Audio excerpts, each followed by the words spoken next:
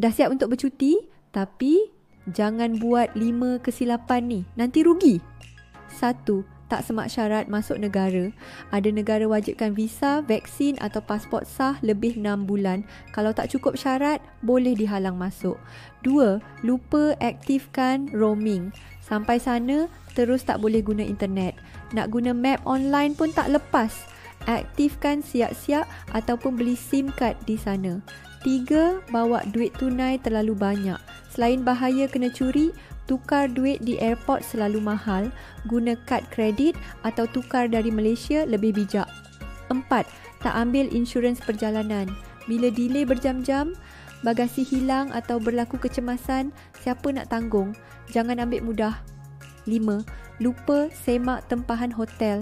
Ada yang sampai-sampai hotel tutup atau bilik tak sama langsung macam gambar. Sentiasa double check dan baca review. Nak travel tenang? Elak silap remeh yang boleh jadi masalah besar. Dan paling penting, jangan lupa perlindungan perjalanan.